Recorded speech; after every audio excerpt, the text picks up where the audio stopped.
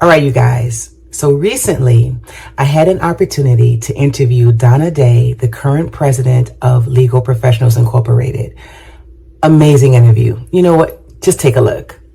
Donna, thank you so much for doing this. Thank you for being here. I am Marcy Frazier. I am the governor of Sacramento Legal Professionals Association. I am also the contributing editor to Legal Professionals Incorporated. And this is Donna, who is our current president of Legal Professionals Incorporated. And you're also the president of your association, Yes. right? What is your association? Alameda County Legal Secretaries Association. Yes. Wow. Donna, what a privilege it is to have you here. Thank and you. Thanks for taking Enjoy. the time out to be a part of this new trend that we're starting, just to be able to give our community an opportunity to know us, to get right. a chance to know who we are, our history, and it helps our evolution and our growth to be able to talk to each individual. So thank you so much for this I'm time. happy to be here. Thank you. So tell us, when did you start, how did your legal career start? How did you even become a part of LPI? Oh, well, it's quite a story. In 1986, I was a senior in high school, and I worked part-time for a small law firm in Castro Valley. And I was attending high school, and after I finished my ROP class, which stands for Regional Occupational Program, I was attending at a high school level to become a legal secretary. And I was working, so I was attending the ROP class to become a legal secretary, and I went after school and I was a file clerk in a small law firm in Castro Valley. And there were three attorneys and 2 legal secretaries. And I worked there, and they bought this is going to date me, but they bought their first Apple computer. Wow. And no one in the office knew how to use it except me, because I was being trained. And both secretaries were using Selectrix typewriters. Wow, you And- took us way back to that. Sorry. Anyways, I started as a file clerk, but I eventually, because I did the data entry into the Apple computer, which was quite large, and one of the secretaries went on maternity leave, and I learned enough to kind of fill in. And so I was learning on the job to be a legal secretary. I was going to my ROP class, and during our ROP class, we had someone from Legal Secretaries Incorporated came in and did a presentation on applying for a scholarship. And I thought, wow, this is right up my alley. I'm gonna apply for a scholarship. I wanted to go to business school and continue my furtherance to become a legal secretary. So I applied for the scholarship, and it was from Alameda County Legal Secretaries, and I won. And so I got an invitation from Alameda County Legal Secretaries to come to their dinner meeting to be presented with their scholarship at the time, which was $500, which at that time was a lot of money. And I went, where I met Mary Roca, and I met several other people that are no longer with us, but I was able to see a room full of legal secretaries, which is what I was wanting to become. And I was essentially doing it, not knowing it. I was learning it on the job in this small law firm. So that was at Francesco's Restaurant, which was down near the Oakland Airport, which is no longer there. But I was so impressed by the professionalism, and there must have been 35 people there. Yeah, at this dinner meeting. So I'm like, I want to be one of them. That is amazing. Yeah. Your career, you have been in the legal industry for so many years. Yes, I'm afraid to say. That is outstanding. So you mentioned that you've been a part of your local association, Alameda County, and a part of LSI. It was LSI back then. How have being members of those associations helped you in this legal career? Well, being that was such a great start, and I was already in a small law firm, I knew that's what I wanted to do. I was very determined that, you know, these were professional ladies, they were organized, they were very encouraging and supportive, and it was a place where I could go and learn more about my profession. And the attorneys I worked for at the time in that small law firm convinced me that I would benefit more from, I mean, I did go to college and so forth, but I would benefit more from on-the-job training and learning in the office, as opposed to going off to school and not working. They felt that it would further my path faster. And I took their advice, and it did. I did go to school and got my bachelor's degree in political science, but I really got my start from working in a small firm and being supported by my local association, and learning about this organization and the classes. I also worked my way through various positions in Alameda County. And I'm going to refer to it as ACLSA. I know we have a lot of acronyms, but it's Alameda County Legal Secretaries Association, but if I have to say that every time. But ACLSA really, really supported me, and I felt like I was a young adult coming into this very professional organization, and it allowed me to learn the profession and learn what other legal secretaries were doing.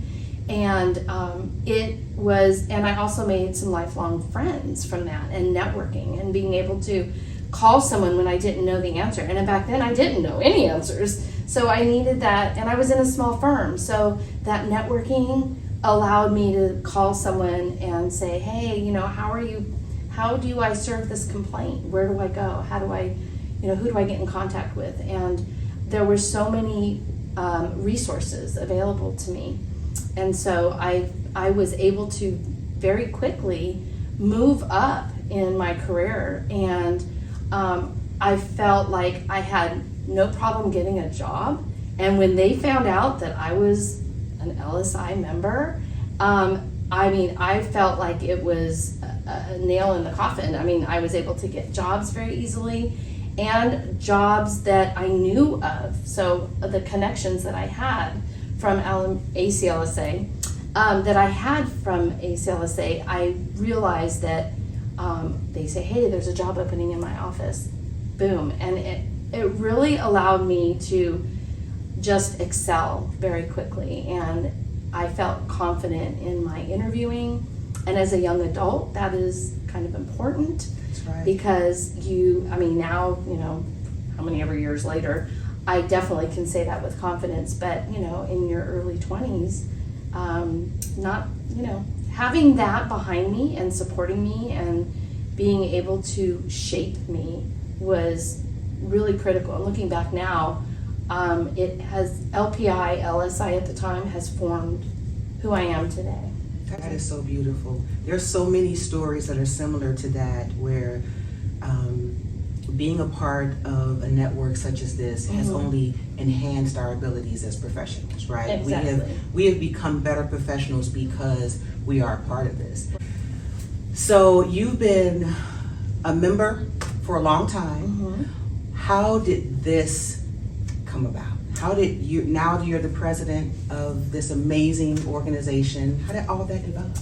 Years and years and years of, I attended my first conference as a very young adult in my early 20s, and I was hooked. I loved conference. It was so much fun. It wasn't just you're going to an educational program, but when I went to conference for the first time, I want to say there was about 2,500 maybe, I might be wrong about that, maybe 500. I mean, it was humongous. It was just, I was just overwhelmed with the amount of people that were there, and I was meeting everyone, not just in ACLSA, but all over the state, and I had so much fun. And there's stories out there of, you know, all hours of the night, you know, but making those connections and making those lifelong friends and having fun. in your 20s, you want to have fun. And I felt I had chosen a profession that would allow me to work hard and would allow me to play hard. And so I really enjoyed that. And I came to conference. I would sit out there and I would watch the executive committee and the professionalism. So many presidents I witnessed, and including Mary Roca and late Pat Parsons, and they were both from Alameda County. And so I felt such a privilege to be a part of that. And they both were very motherly to me. I was, definitely the young kid on the block. And so coming to conference and over and over and over, I eventually was groomed to be governor of Alameda County. But of course, in ACLSA, you had to be president first. So I kind of took on a chair for the local association, became president of the local association. I've been president multiple times and currently am. But when I became governor is when I think it really hit me, because now you're a liaison to the state organization. And I went to the Board of Governors meetings, and I went as a delegate and represented ACLSA. And my teacher was the late Helen Coons of Alameda County. And I learned so much from her and others in ACLSA. And I think by doing that over multiple years and really feeling confident in those positions, but it took years, and sitting there and watching executive committees and the professionalism and what they did for the organization, I really saw the bigger picture being a governor. And then I was tapped on the shoulder when Lorraine Betancourt became president. And she said that it was suggested by Pat Parson, who was a past president at the time, that I would be a good chair on her team. And so Lorraine gave me an opportunity and said, I think there's something in you that I want on my team. And I want to say it was the Day in Court chair for the SAFE organization. So that opened that up, and I did a 2-year term. And then it wasn't until I was asked to be on the LSS team, and I was the civil litigation for the LSS team, because I had a lot of experience in civil litigation by that time. But we're talking years later. I mean, now I'm in, 40s. But I think by continuously coming to conference and being involved and watching and seeing, I never thought that I would be up on that grand ballroom, pedestal. But I watched so many people do it, and I felt like I learned to know everybody, and you got to know everybody because you keep coming to conference. And that element of networking and the lifelong friendships, that really, it just sat with me. And I'm a very, warm and fuzzy kind of person. So I like to be invested, and I am invested. And in 2013, I kind of took a little turn with my health, and I battled breast cancer for a year and a half, and I won that victory for that. So I'm very proud of that. And but it took me away from LSI and ACLSA, and so I did take a break. And I realized that now, after doing this years and years, everybody needs a break. I mean, there's things in life that happen, and but I came back, and I came back with a new perspective. And what made me, getting back to the question, what made me want to be on the executive committee is there was an opening, first of all, for treasurer, and it was at a conference that I went to after breast cancer that I made a pact with the late Diane Mecca that we were gonna run for treasurer, but she was going first. And so I said, I'll be right behind you, Diane. I'll be right behind you. And I feel like I'm carrying her legacy. You know, I came on right after Diane, and that started my journey Yes. onto the executive committee. And that journey, I think we'll probably be talking about in a few moments. Because, and that leads us right, that's a beautiful memory. Thank you for reminding us of so many who have come behind us, Yeah. right? We have a legacy in this organization. Yes, we do. And you stand on very broad shoulders. Yeah. But that brings us right to your presidency. Yes. And in your acceptance speech, you talk about the themes of prior presidencies, teams and elevate and stronger together. And then your theme is Embrace the journey. embrace the journey. Yeah, and that started. What does that mean for you? What does Yes, that mean? started when I became treasurer. And that was a special time. It was 5 years ago at this hotel. And I was running for treasurer, and Heather Edwards also gave me the Rising Star Award. And I think that was just the light that just shone. I was just so excited because not only was I running and won for treasurer, I was considered a rising star. And I felt like I had the past presidents, you know, behind me and supporting me, which I still do. And so I came on, and Heather's theme was team. And I felt a part of that team, and she very well played that throughout her term.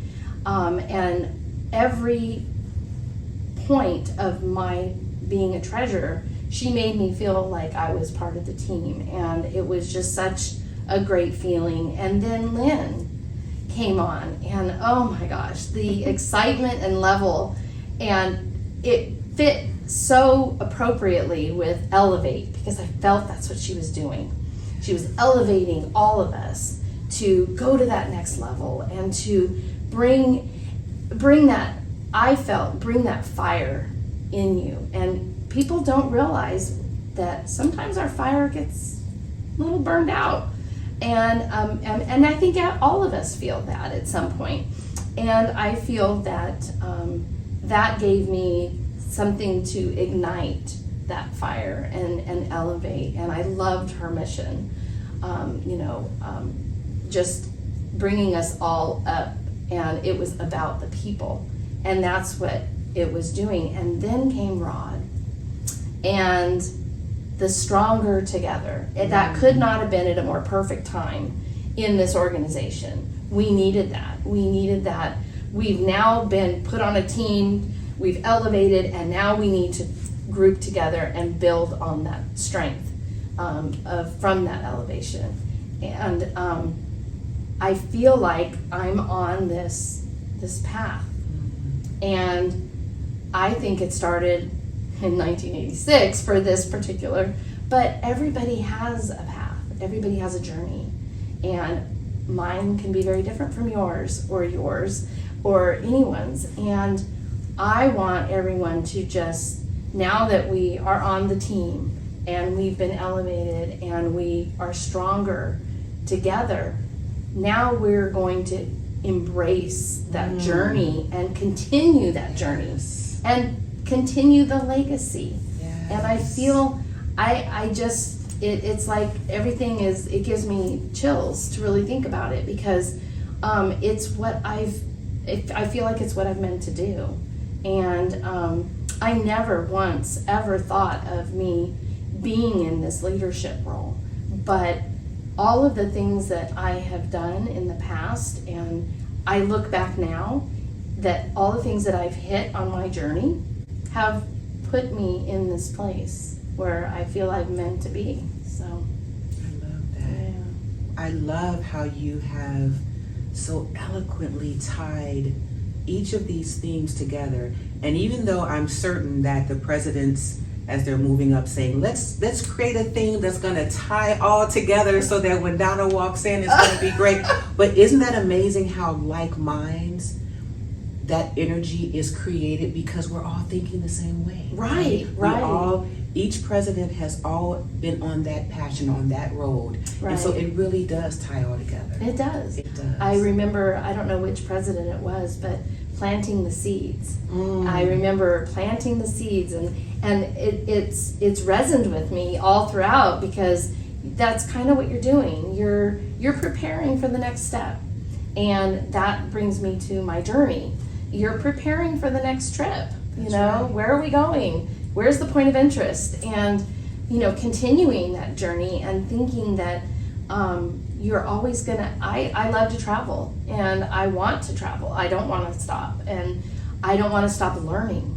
I don't want to stop giving and being that leader. And if I can share that with someone else that's sitting out there learning about being a governor, or learning about coming to conference for the first time, I'm hoping that they can catch that.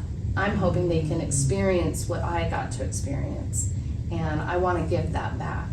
I love that. Thank you. What an amazing testimony. Now, on the cover of the summer issue of the Legal Professional, please tell us about this amazing jewelry that you're wearing. What's behind that? Okay, so Brighton Jewelry has a very special place with me. First and foremost, I was attracted to it because it has a heart. It's a silver heart on every handbag, or most of their jewelry. Some of their jewelry resembles the heart. It's not all heart, but it's a silver heart on all of their handbags that resembles the quality and the personal touch that was put into that product. But I was attracted to it for the heart, and that's been a theme of mine when I was president, or I still am president of ACLSA. But the heart has been something that I've just loved, because I'm a very emotional, I feel from the heart, I speak from the heart. And so that's why I love the jewelry.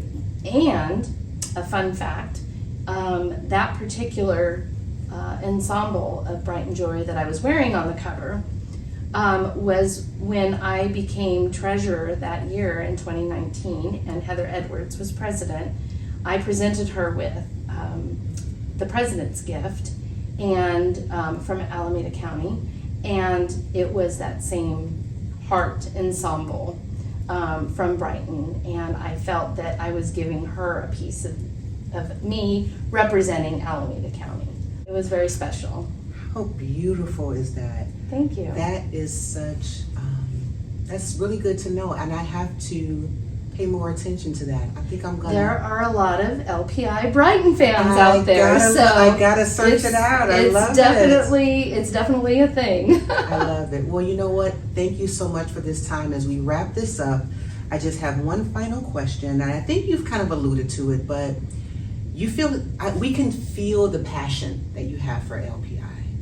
What is it that keeps you going? What is it that keeps you coming back? First and foremost, it's the people. It's the people that I've connected with for many, many years. And I feel it has promoted my career to its highest. My leadership skills are not just for my profession, they're for my personal life. They are my everyday. I enjoy what I do, and so I feel that success to me is you gotta like what you do, and it just keeps me coming, keeps me learning. I feel it keeps me young as I age, and I want to continue those relationships and those connections, and the learning. The education is what started it. It will definitely continue it, but it's the lifelong friendships, I think, that I have built that I think are super important. I love it. And yes, the friendships and the bonds that we create in this organization are absolutely lifelong. They're priceless. Donna, thank you so much. Thank you for having me. This is time. awesome. Appreciate it. Thank you. And that's it.